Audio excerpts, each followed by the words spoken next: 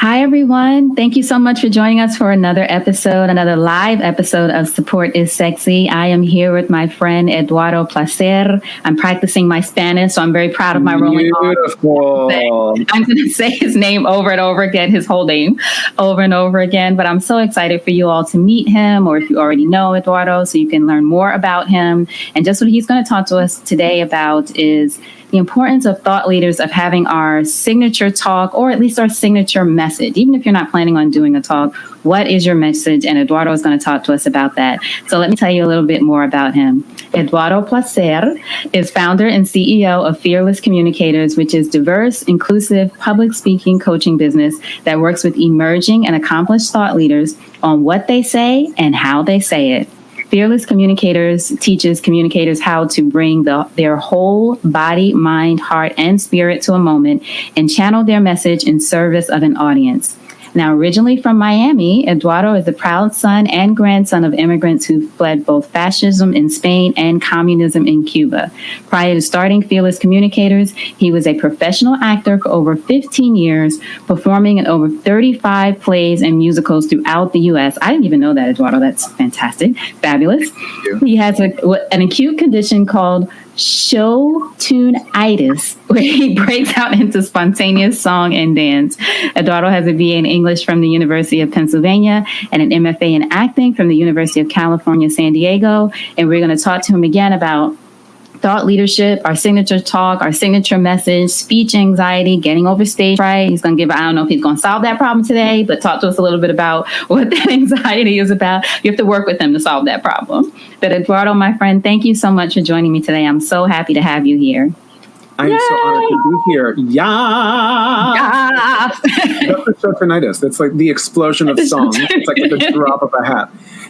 And I love to be here because I do think support is sexy. I think support is super sexy. And I think for me, culturally, being, Cuban, it is asking for support is not. Right. Exactly. Culturally, it's not sexy. It's a sign of weakness. Exactly. So anything we can do to reframe that, I think, is a very useful tool. So beautiful. Thank you for saying that. And, we'll start from there. This idea for me, support is sexy became part of my message personally. It was a personal sort of rallying cry for myself to learn how to get support. Then I started saying it to other women that I knew who were especially entrepreneurs or women making transition. I could see them sort of light up around this idea. And then it became my signature message, or the thing that I really hung my hat on, or the thing that I talk about the most, or what everything else kind of centers on. So I'm interested to hear from you, Eduardo. Why is it important for us as thought leaders to have a signature message? Let's start with the message and then graduate to the talk. Well, I think the thing about the signature message is it creates trust with your audience. So I think sometimes people think in terms of their message, or what do I want to say, etc. But I think that's throwing spaghetti on a wall, and because it doesn't have a direction, it doesn't have a target. So the question is, what is a signature message that's going to make the biggest impact for your ideal audience? So notice that it has an attention and it has a focus on an actual human being who's receiving the message. Now, using your example, support is sexy, what I think is really great about it is that it's really short. Right? So sometimes what happens is we... In centering a signature message, what we have is not a signature message. We have a signature paragraph, or signature web copy, or a signature essay, or a signature story, or a signature novel, but not a signature message. And there's some things that are working with support is sexy. One is that you're spinning a message that I think speaks to people, which is that we may have been raised in a generation or in a culture where asking for support is not something that's positive. So you're reframing and you're speaking to a pain that many people have, but you're spinning it with a positive, right? So you're speaking to pain, but you're spinning it as a positive. It's tight, and there's also alliteration in it. So what we have is the support, and we have the sexy, we have the is sound. So what happens is it's punchy, it's brief, it's distilled, and it's easy for me as an audience to remember. So I think that is a perfect example of a signature message that I think really speaks true to people, and it rings with them, and it's something that they can then repeat to other people. So good job, Elayne. Thank you. I know I'm sitting here like taking it in, like, wow, I didn't even think of all those things. That's fantastic. Vanessa Anderson Brown is here. Welcome, Vanessa. John is here. Welcome. Anyone, if you have any questions for Eduardo as we go along, please drop them in the comments. I'll make sure to ask him any that I can fit in here. So, Eduardo, how do you define thought leadership? Let's go back even a little bit more. So the people who come to you and work with you. Yeah, it's not like, is it a certain kind of person? It's such a weird word. It's like thought leadership, because I think we also live in influencer land. Yes. And there are some influencers that are thought leaders, but not all influencers are thought leaders. Right? So I think there is something about, for some reason I'm getting an echo. I don't know if that's my... an echo on your side? Yeah. Anyway, maybe we're going to continue. Unless you want to put your headphones in, unless you have earplugs. I don't know if that's going to impact the. I don't want to. Because I don't hear it on my side. I don't hear it now. Okay.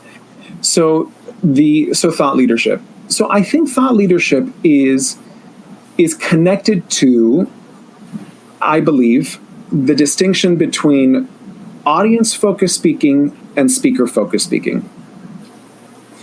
So you get people who are like, I want to talk because I have something to say. All right. Now, I have something to say and my message is of service to other people is different, meaning that what it is that I'm going to say and what I have to, my expertise, my experience, my lifetime of work has now developed a way to show up in service of other people. That's, I think, when we're bridging into thought leadership, right? And I think that if you are someone who has a key message or a program or a tool or resources that are in service of other people, that people can actually take this, use it, and then transform their lives, now you're speaking to lead as opposed to speaking to speak. And I think that there's a lot of speaking to speak. And that's not, wait, that's nice. Thank you. Right, exactly. It sounds more like this is a relationship. Thought leadership sounds like more of a relationship. Correct. And I do believe ultimately what moves me is speaking or thinking and speaking that is of service. Mm-hmm. That I am using my experience, I'm using my personal story, I'm using my academic preparation, I'm using my research. All of that is, I have done the living and the learning to now offer it to you as a tool, because you are probably someone who is similarly, you have that question or you have that struggle or you're looking for a pathway, and now I'm offering that as a tool for you to find your way through whatever it is that you're going through. And that to me feels where thought leadership aligns. And I think the thing about thought leadership is that you want to make sure that what it is that you're saying sounds new or fresh. And I think there are people who, they do a really great workshop, they attend a really great workshop, or they go to Tony Robbins, or they have a mentor, and then they're like, now I want to lead, but what they're doing is basically spieling the other person's thought leadership. So you want to be mindful that what it is that you have to say looks, sounds, and feels different or unique. And I think that's how you cut through the noise in the world, because there are lots of people that are in the random just sharing and speaking. But what you want to do is ensure that what it is that you have to say feels and sounds unique and true and authentic and real in this moment. And I think that is one of the things that we do in support of clients. We call it story dueling, which is how can we distill, again, the breadth of your experience, your knowledge, your expertise, into something that sounds, feels, is aligned with you, your point of view, your perspective, your flair, your joy, your sensitivity, your sensibility, and package that in a way that an audience can distill what it is that you have to say in a way that is truly of service and of value to them. One of the things that I've heard before said, I can't remember where I heard it, but people say different is better than better. Different is better than better, so in thinking about them, I don't know if that's true or not, if you agree with that, but just in thinking about the message, sometimes I think we try to think, how can I make this better than something else, or better than Tony Rao, or better than someone? It's like, well, how can I make this different? Or I wouldn't even say different. I think, to your point, how can I make this uniquely mine? How can I own this message, or how can I put a spin on this message, or how can I bring my experience to this message? And I think, I don't know if it was last time we talked or one of the times we spoke, and you were telling me that about how the importance of our lived experiences being enough, so to speak, for our messages. It's not always about the things on paper or the qualifications or the degrees or those kinds of things. The talks really come from, and the clients that you work with is based on their experience. People want someone who's just gone through something and can show them how to come out on the other side. So two things. I'm going to geek out for a moment, which we're going to celebrate. That's going to be one. But before I say that, one of the things that I want to say is I do believe that there is there are new and emerging technologies that are happening, right? So there is, like, living in Mars, how we create living in Mars, and how we create new technology that creates audio, virtual reality and augmented, like, all of that is really emergent and really new. In the realm of what it is that most people speak about, I would say it's not new. Like, the belief systems around get support for yourself is not new. The belief system around, hacking fear so you can stand powerfully and confidently in your truth as a speaker is not new, right? That is something that people have been speaking about, the fear of public speaking, the need and want for support. That has been circling around as long as there have been human beings. So that is not new. However, through the lens of our specific fingerprints / DNA, which is unique, which is extraordinary because it's unrepeatable, through that lens, through that frame, now we get something new. The lesson, the moral isn't. It's like thinking of fables or the Bible or parable. Like, we as human beings are learning the same lesson over and over and over and over and over again, and we don't learn them, which is why we keep getting the lesson over and over and over and over and over again generationally.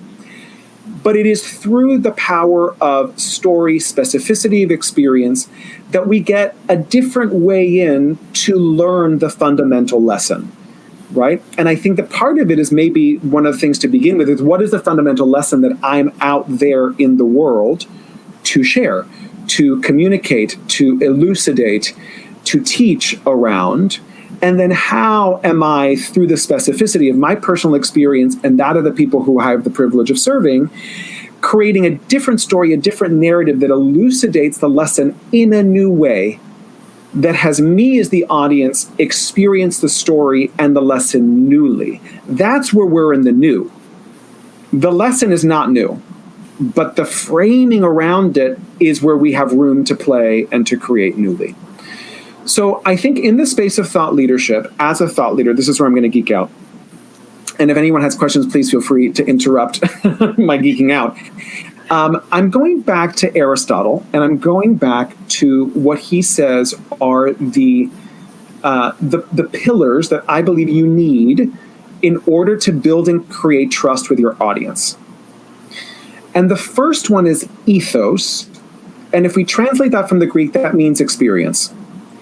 So it is probably not useful, if you've never done anything, to name yourself expert on something that you've never done before. Your audience is probably going to be like, I don't trust you. Like, I don't know if you have the reps. I don't know if you have the experience to actually stand and say you're an expert on something if you have no way to validate that expertise. Now, there are ways to validate expertise. There's the School of Hard Knocks, which is a very valid form. Not everything has to be an Ivy League degree or a graduate degree and all that other stuff. So you need to be able to communicate to your audience that you have the requisite experience and knowledge and know-how to speak with authority on a certain topic. If you don't, for me as an audience, I'm probably not going to trust you. Now, odds are, if you have more experience than your audience, sometimes that suffices. For those of us who may be hyper perfectionists and in recovery, I come from strong immigrant stock where the degrees matter. So I do have a master's degree in acting. I do have a degree from an Ivy League institution, and that means something to some people, but that is not the ultimate meaning of my expertise. Right? Mm-hmm. So one of the things that you want to think about as you're forming your own thought leadership is, what is the experience that I have to prove to an audience that I have the reps to be an authority in this topic, right? Then the second thing is, when you're framing your thought leadership, your signature message, your talk, your keynote, etc., the second piece is logos, which means logic. Mm-hmm. So 2 + 2 has to equal 4. You can't say 2 + 2 = 17. Because I'd be like, I don't believe that. Now, I'm not good at math, but 2 + 2 + 15 minus something will equal... Right. Right? So, but you've got to be able to do the math so that for me, as a listener, I'm understanding the steps that you are taking to conclude on something, and I can track the logic of that argument. If the math isn't mathing, then I'm like, I don't buy it. Right. So again, this is all about building trust with your audience. If that logical argument isn't there, if you're not able to back it up, then I'm like, don't believe, right? The third is pathos. Well, real quick before you go to the third with the logic. Now, when we think about the logic, and everyone, thank you so much for your comments. We have Bryant in here who says, resonating, Eduardo. Caesar or Cesar, hopefully I'm pronouncing that correct. I totally agree with you, Mr. Placer. Ronnie says, we reach where they are, how they relate it to information. Bryant said, I couldn't agree more. Expressing our values, our lens views are amongst the many struggles. Thank you so much, everyone. And if you have any questions, as Eduardo just said, just drop them in the comments here. Vanessa says, speak to lead. Wow, our delivery means everything. So I want to ask you, with the logic, when we're thinking about that, is it important, like we said about the mathing, that we keep the math simple? Because I find sometimes I can have an idea in my head and I might even make it more complicated than it actually is. But then I kind of think of, you're not dumbing it down for people, but for me, it's like, first of all, we all have, a millisecond of attention span at this point? Because there's so many things, like, how can I quickly, like we said about Sport is Sexy, how can this be something that might stick with people? How can this be something that's quick, easy to remember? How can I set up a framework, or, whether it's an acronym or 1, 2, 3 or whatever that is? Yeah. Is that something to think about as well when we're thinking about our steps to get there? 100%. Okay. We do overcomplicate because we think we are more interesting than we really are. Right. And that's about me. That's about us, our ego. That's about me. So the question, and I love that there's this response already. I think the thing that you want to think about yourself as you are crafting and you're building is, am I a me speaker or am I a we speaker? Oh, is my message intended for me, or is my message intended for a we? Right. And what you want to think about is clarity as service. And I think Brene Brown says clarity is kindness. Being clear is kind. And I think that we like to overcomplicate things sometimes because I think we like to flex our muscle or our intellectual aptitude or whatever. And that may not be of greatest service to your audience. So I think now, if you are someone who is a neurophysicist and a neuroscientist, and there is a complexity to your speaking, and your audience is an audience that really understands the specificity of that, then by all means, zoom in on that. But you want to ensure that what you are saying is clear. Now I am willing to follow along with you as long as the logic makes sense. It can be complex, but it's got to be clear. Right? Now, there are some ways, and you said 1, 2, 3. So one of the things that we talk about is the rule of 3. So the rule of 3 has balance, There is an equilibrium in 3 that is ultimately of service here. So there are 3 things I want to say about that. 1, 2, 3. There are 3 main points. 1, 2, 3. Support is sexy. Rule of 3. There's something very clear in that. There's a balance to 3. The other thing that you want to think about, and sometimes we do have acronyms, so I want to say, and we do this many times with our thought leaders in the talks that they create. You can bucket your content in a framework and thinking in terms of an acronym or the 5 S's or the 3 P's. Oh, I have 5 R's. I have 5 R's. Howard ask.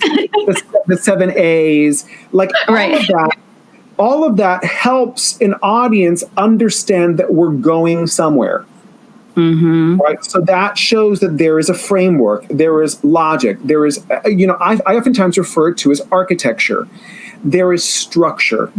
There's a great line from the musical Pippin, which is, unless you're tied down to anything, you will never be free. Unless you're tied down to anything, you will never be free. Correct. So sometimes it's almost like you stand for something. You don't stand for something. I'm free. But you're not. If I know the rules of the game, right, now I can be virtuosic. But because I know what the rules are, right? So what I'm saying is that structure is useful like gravity. Gravity works, keeps us on the ground. If we were all floating all the time, like it wouldn't work. It wouldn't work. Right. Gravity works because it grounds us. And I think structure, like the 1, 2, 3, or the 5 A's, or the 6 P's, or whatever that framework is, helps an audience to think about, okay, we're in something specific and you're taking me through something that has a structure. That is a tool to build trust with your audience. Mm-hmm. So that's the logos piece. I love that. And I love the comments. Thank you. I'll keep them coming. I was laughing at some folks were saying, so we're not that interesting. And hopefully now you got the full picture of what Eduardo was saying about the importance of gravity and being grounded in something specific and what you're talking about. And I love what you said, too, about when you present it in some kind of framework, whatever that looks like, it lets the audience know, oh, I'm going on a journey now. For me, I feel like when I hear that, I'm like, oh, OK, by the end, I will know how to do whatever this thing is. Like you're taking me through this because you're trying to deliver to me. This is how I'll help you do this thing. It's not theory anymore. Now it's in practice. And let me clarify. Yes, you're interesting. Everybody's interesting. But that's not interesting. Right. The interesting thing about you isn't that you're interesting. More interested in them. Say that again. Be more interested in your audience than your own interestingness. Because that's about you. Right? And it's not about you. Let it be through you. Okay? You hear that, everyone? That's good. So let it be through you. It's not about you. It's through you. Through you. And I think what happens is we live in influencer, TikTok land where it's all about me, and I'm so amazing, and I'm so awesome, and I'm blah, blah, blah, blah, blah, blah, blah, blah, blah, blah. And I'm really, for my taste, again, there are other people, I'm just like, it's all about you, hon. Not interested. Be more interested, be more curious in them. They are more interesting. Because then what happens is your attention is outwardly centered as opposed to inwardly focused. And you can tell the difference. When you're in relationship to someone who is speaking and their speaking is of service, you're moved because you're like, oh my God, they're speaking to me. Right. Because you feel it. You feel it energetically because it is coming out to you. You've sat in the audience before and you have someone speaking up there and you're like, oh my God, it's all about them. Mm-hmm. Right. I love the idea of it coming through you. And I think this is true for all.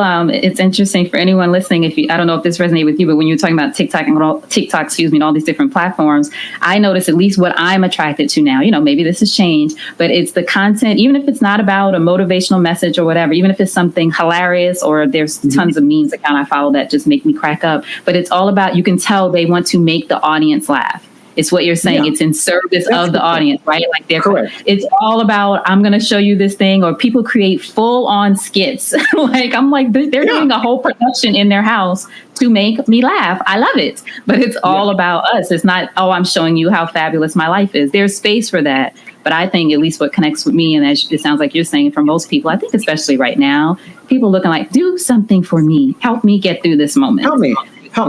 Yeah. Help me. And, there's, I'll send it to you later, but I just saw this woman, African-American woman. She's based in Atlanta, and she does this TikTok, which is if there was a black Hogwarts professor who comes to rescue Harry Potter. I've seen her. It is amazing. Hilarious. I love it. I'm like living for it. There was also the woman who would imitate Donald Trump. Do you know who she would do? Like, I loved her stuff. It was so funny. I didn't see her, but I've seen how to. Oh my God, it was hysterical. And because the other woman comes in and talks to Harry Potter, right? Like, Harry, are they messing with you? Like, unhand me. Unhand me. I'm going to let myself in. Harry, do you want any snacks? I was like, this is hysterical. You don't have any snacks? Did they hit you? All of that. It's hysterical.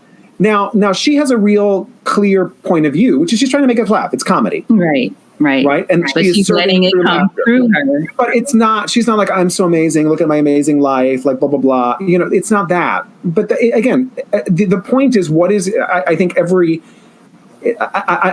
I'm looking to move beyond a right and wrong binary of thinking that like everyone's got to speak of service. Some people don't, and that's fine. That's not where I'm choosing to give my attention and my focus, but there are people who will probably appreciate whatever that is. So that if your goal is to stand up there and to talk about yourself and center yourself and talk about how amazing your life is, and it's pretty clear to everybody that that's what you're talking about, and that works for you, then do it.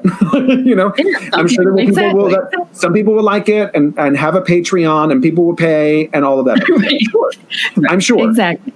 And maybe you're really beautiful and a great model, and you have a beautiful house and 6-pack abs, and you can model the things, and you get corporate sponsorship, and you're living, very nicely, on the beach, somewhere fabulous, making money. Great. Good for you. We're talking about we focused in this case. We're talking about something else. This is a we focused conversation, not a me focused conversation. Exactly. So I interrupted. We started with ethos, logos. Pathos. Pathos is the third one.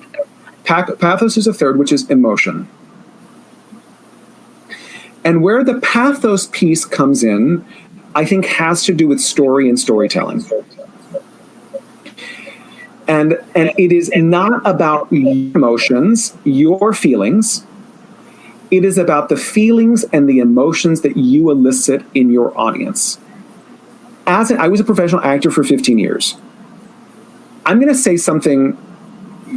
Someone who is centering their own emotions and their own feelings on stage as an actor, it's masturbatory. It's all about them. You can feel it. You're just like, oh my God, stop it.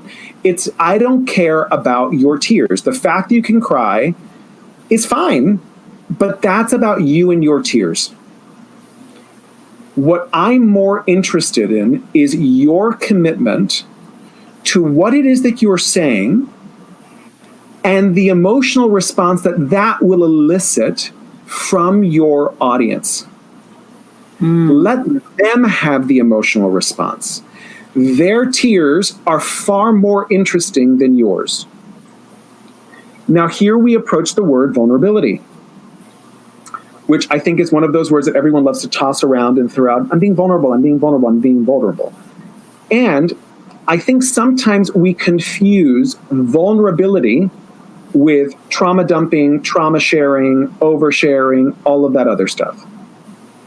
Now, I do believe that you should have the agency and the freedom to speak about anything that there is for you to speak about.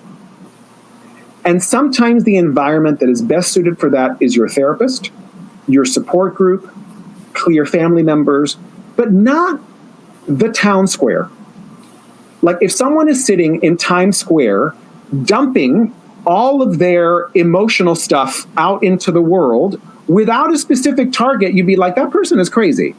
Mm-hmm. Like, Or maybe not crazy, but I don't know why they're doing that. And I don't know what they want me to do about it. I, as an audience, don't feel safe because now I don't know what I'm supposed to do because I feel like now I need to take care of you. Not to mention that sometimes if you are sharing things, and again, just tossing it out there, you run the danger of triggering somebody else. That's what I was going to say, because now you've let me have to hold this thing. Now I have to hold it. And frankly, I may have been dealt with that. And now I'm re-triggered. And now I'm in a spiral because you irresponsibly threw out things that you had no thought of or interest in how that was going to land in your audience. And I think that's also the game of this, that I think we have, I'm just going to be vulnerable, which means I'm just going to talk. But again, that's about you. It's not about service. And sometimes people say it's about service, but it's not about service. You can tell it's not about service because there's no now what? Okay, you did it. Mm-hmm. Now what do you do with it, right? And I think vulnerability, if you look it up from the Latin word, it means opening yourself up to be wounded. And I think it's the courage to invite people to watch you struggle through something. And let that struggle ultimately be of service, meaning that when we share from the scar, not the wound. Yes, I was just going to say that. I couldn't remember where I heard. Did you tell me? You might have told me that before. Yes, I was just. Not from the wound. Tell us what that means. Yeah. Everyone listen to this. Share from the scar, not from the wound. I've processed it. Yes. Or I'm further along in process of it, that when I stand and share about it with you, I'm not going to re-trigger myself, one, so that now the audience is like, oh my God, I don't know what to do about this. Again, your therapist would. If you're in a support group, awesome, they would know how to hold it. If there's an agreement from dear friends or collaborators or a community to hold you processing through something, amazing. But is your keynote or and sometimes the danger, this for me is oftentimes a red flag when someone says, I've never shared this publicly before, I've never worked on this, and here I go.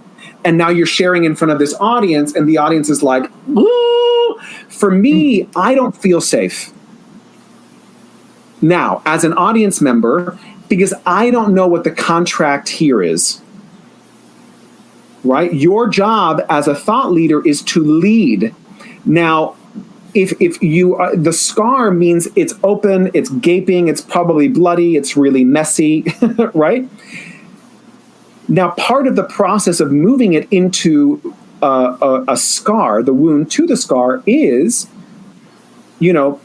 getting coached, having a therapist, having people to talk through, process through, sometimes working with us, as a public speaking coach. We take the wound and are able to create boundaries, structure, language, so that you, as a storyteller, as a thought leader, feel safe in the communication of it, because what I am saying is ultimately of service to the people that I'm looking to communicate to, right? I love that, Eduardo. So there needs to be some type of emotional connection. And Maya Angelou famously said, people don't remember what you say or do, they remember how you make them feel, right? Mm-hmm. So the 5 Ps means nothing if there's no emotional connection to it. And I think no one ever listens to someone and says, ooh, I'm really thinking you, right? We say, I feel you, right? So it is in how it is that we're sharing, use of story and storytelling, that we are eliciting some type of emotional response for our audience that now builds that sense of trust, right? So we have ethos, experience, we have logic or logos, and then we have pathos, which is emotion. The next one is Kairos, and Kairos has to do with timeliness. So there needs to be a relevance to the moment, right? So, I mean, if you're speaking in a world that does not take into consideration that we were in a pandemic for 2 years and are still in it, If you are that not part. talking about the comeuppance of structural institutional racism as a result of the George Floyd murder, and all that other nonsense noise that has always existed, but it's just like it's full on in the light, right? If you are not speaking to the moment, then you feel the audience would be like, what planet are they on? Right. Right? So there has to be a certain amount of timeliness and relevance. And the last one is telos, which means there has to be a purpose to your speaking. If there's no purpose, then I was like, okay, that was really great.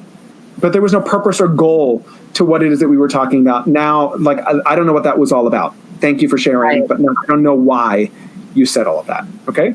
So what you have are these pillars that you want to be thinking about as you're crafting your message and your thought leadership or your platform as a thought leader, which is, do I have the requisite experience? Is what I'm sharing logical? Does it make sense? Is there a strong emotional draw and connection that I have, one sourced from myself, through myself, of service to my audience? Is there a relevance and a timeliness to this message? Am I speaking to the moment that we are currently in? And is there a purpose that is oftentimes greater than yourself? Like, is there a purpose to what it is that you're saying? Is there a goal? Is there something that we're driving towards that I as an audience can get behind? Now, I think we're sitting in thought leadership. Otherwise, we're just throwing spaghetti on the wall. That was the best delivery that I have ever heard and saw spoken through about thought leadership. No shade to anyone else who has spoken to me about it. I've interviewed over 800 something people for the podcast. So we're, no shade to anybody else. But I just love that breakdown. And everyone else I see in the comments, it looks like they agree. Bryant says correct. Nicole, I see you. This is fire, she said. Ronnie, Nicole, such amazing nuggets here from Valeria. I hope I'm pronouncing your name correctly. Tony said, love this share from the scar. Bryant, Kyra also share from the scar, not the wound. Thank you all so much for your comments. If you have, again, any questions for Eduardo, but honestly, for me, I'm going to go back and write. I don't have a notebook I have a notebook nearby, but I forgot to get the new one. It's full because I write tons of things down. I would have been taking notes normally. If anybody knows me, I always take notes, but I just love that thinking of the pillars and how we think about our message overall. And I think our message delivering to other people, but hopefully you all feel as I do, like I'm going to evaluate just my message and how I think about it based on those pillars, what really matters to me. And what really matters to me right now, I don't know if we have time to talk about that, but I think sometimes we don't believe or we forget that our message can evolve over time because our experiences change, or what you were talking about, 2019, 2020. Exactly. It's like, what just happened? Right. If you're someone who talks about work or you're in HR or something, your conversations are probably way different from 2019 or 2018 than what you talk about now, the way people think about work and the future of work and all these other conversations and phrases that we have. So I just love that. So I want to make sure, just a quick check-in, everyone, if you're just joining, thank you again, everyone in the comments. We're talking to Eduardo Placer, who is the founder and CEO of Fearless Communicators. And I do want to try to get in, Eduardo, if we can talk about, Fearless Communicators, it's a great way to lead into what about those of us who might have a fear of sharing our message, even if whether it's sharing on social media or actually doing a talk. Can you talk to us a little bit about the stage anxiety and how maybe we can confront that?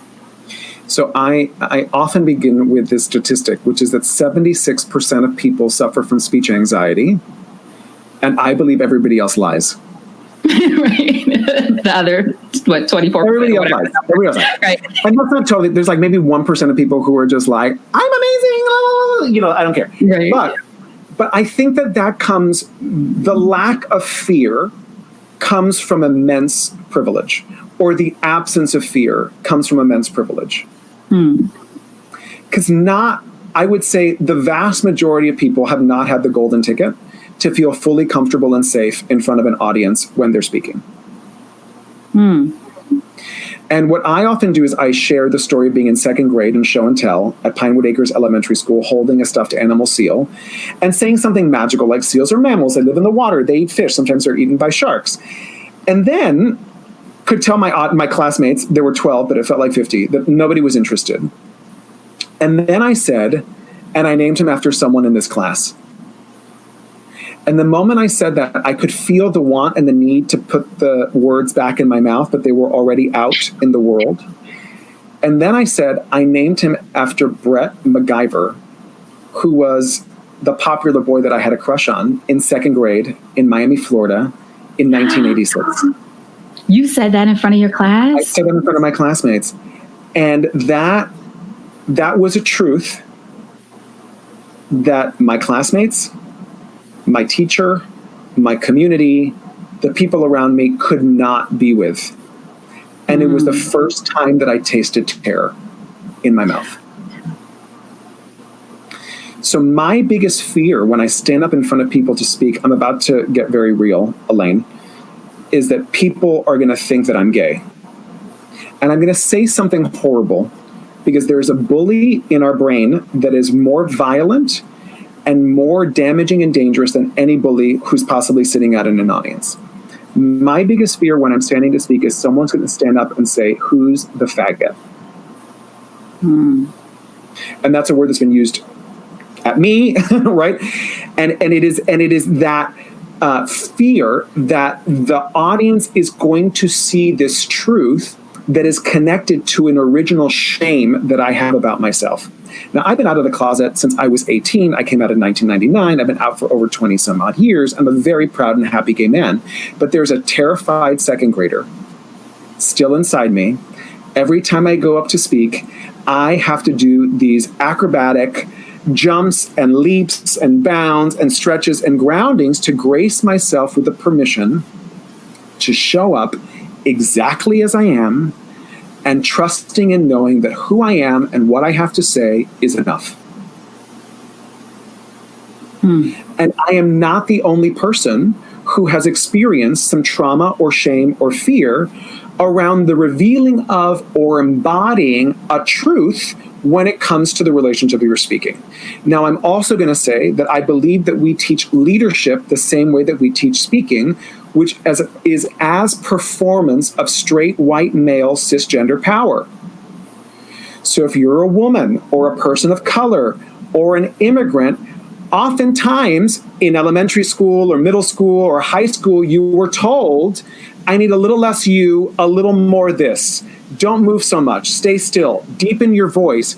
Noticing all of these coded macro and microaggressions that have been shared that have us thinking that we have to look like and sound like and be like someone other than who we are in order to be leader, in order to be successful, in order to be professional. And all of that is bullshit. And yet, it is still a tape that we have in our mind, which is what stops people from raising their hand and speaking up in a conference meeting or asking a question of a boss or asking for a raise or standing up in front and delivering a presentation, because there is all of this nonsense and noise that are remnants of trauma that we have in our lives that impacts how we show up in front of an audience. And I think that the powerful thing that we need to do is acknowledge that, so that does not become the framework that we have within which to speak. Because if we don't, that is the way. That like we are always speaking through that prism and that lens. It is already always there. And I think that is the beauty of the work of Fearless Communicators, is that we're not getting rid of the fear, but we're standing powerfully in the face of the fear anyway to speak the truth that in this moment, in this lifetime, in this DNA, I feel like I have been graced with the opportunity to be a messenger of. And there is a way that we do that. And I don't teach presentation. I don't teach performance. Myself and my team of facilitators, we don't do that because, again, that's all that looking like and sounding like, being like someone other than the truth of who we are. And again, I don't know who's in the audience, but Elayne, I imagine that you probably share, I'm not a black woman, but I imagine, I can assume, and when you assume out of you and me, so, I can get it. But I imagine that there are probably backflips that you got to do, because of all these things that you have been told in your life and how you have to look and sound and be and perform in order to be, look, sound, leader, professional, executive, all that stuff, right? Absolutely. So the way that we go about it is making a distinction between presentation and presentation. Presentation and presentation. So not presentation, presentation. So it's not about presenting, it is about presence. And presence is being grounded in body, present in mind, leading from the heart, and speaking into the spirit of our shared humanity. I'm going to say that again. Being grounded in your body, present in mind, leading from the heart, and speaking into the spirit of our shared humanity. And that is the journey of the work that I have the privilege of doing and coaching people through in Fearless Communicators, right? And again, there's no such thing as private speaking. So all speaking is public speaking. If it's coming out of your mouth, people can hear it, it's public, right? So for some people that may look like building a podcast or crafting a keynote or finding a signature message or elevator pitching or networking, right? There are many ways that we have to show up in the speaking, right? And anything that is spoken, it's public. There's no such thing as private speaking. It's all public speaking.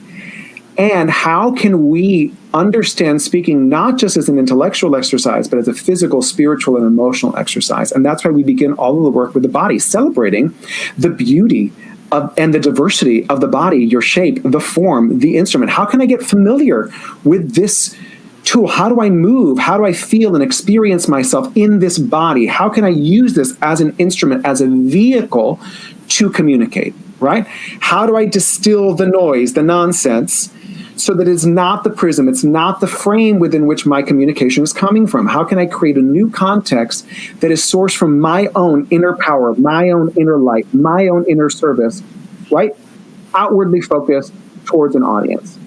How do I have the courage to share from my heart? Opening myself up to the opportunity, to the privilege of wounding myself in service of other people, right? To reveal, make an emotional connection that is about sharing truth that is of service. And then how do I get out of the way so I am just a channel for the message? Now, the root word, the word spirit, so I say speaking into the spirit of our shared humanity. The root word of spirit comes from the same root word of the word to inspire, or to expire, or to aspire. And it means breath, with breath. So when I inspire, I breathe in. Before I'm literally breathing you in. I'm inspiring you. As if I'm expiring, I'm breathing out, right? I'm aspiring. I'm with breath, right? Moving up, aspiring towards something. And if you think about your speaking, what we do in our speaking is our voice, our language, our communication rides your breath. It is an alignment with your exhale. So when you are speaking, when you are moving people with what it is that you're saying, your story, your message, you are sharing spirit with people. And then when your message resonates and moves people, now they're in action or sharing about what they learned or what they heard with other people. That is how the story and the spirit moves on. Right? So adding that extra level of consciousness to the miracle, which is communication. Which is what separates us from other species, right? And it is the tool that we have within which communicate, communion, community, it's all the same root word, right? It's all together. That we cannot have community, we cannot have communion without communication. It is all there, right? And communication is also speaking and listening. It's not just boop, boop, boop, boop, boop, boop, right? I just listen. Let me tell you guys something. We're going to put Eduardo on hold for a second. I'm going to talk to you all over here in the comments. Did you notice how I was not speaking, just being quiet and listening and taking it all in? Like that was just. I honestly, it just. One, let me pause for a second.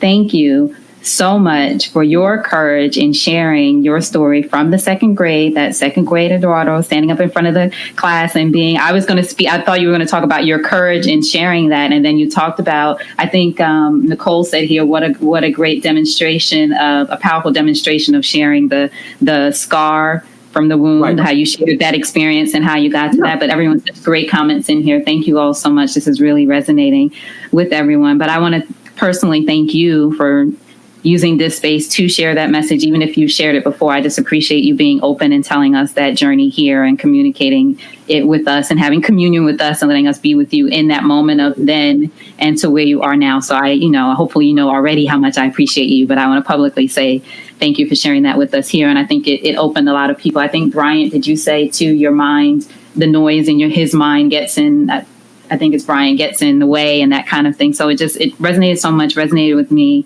I just truly just appreciate that. And then what you said about spirit and this idea of communication and how it all comes together. Hopefully you all are feeling that, how this all comes together for you to be able to not only create your message, which I thought we were going to talk about today, own your message, own your story, own your truth, which I feel like is what you spoke about a lot today. So I could talk to you. I could listen. No, you know what? I could listen to you. I could listen to you for hours and days. When we get on this is the kind of conversations we have when it's just the two of us, like, let's go talk, blah, blah. It's probably a little bit wilder, a little all over the place. Yeah. I love it. But I'm like, I think you need to come talk to me on the podcast. So hopefully you all got a lot out of this. Thank you so much for your comments. I do want to make sure before you go, though, Eduardo, that you tell everyone how to find out more about Fearless Communicators. I know you have several programs and things coming up right now. Just tell everyone, I'll make sure I put the link in the description after. So Fearless Communicators, again, we're a diverse, inclusive public speaking coaching business. We work with emerging and accomplished thought leaders on the content creation and the delivery. So what they say and how they say it. We have a signature program called Fearless Fire, Public Speaking for Visionary Thought Leaders. It's a 6-day process. We've done it all over the world. And in those 6 days, after a 2-day intensive, you did 2-day intensive, some one-on-one sessions, there's a showcase. You deliver a 12 to 15-minute TED-style signature talk. It's like getting shot out of a cannon. So it's really powerful. Again, we're back to doing it in person. We're doing it in New York City.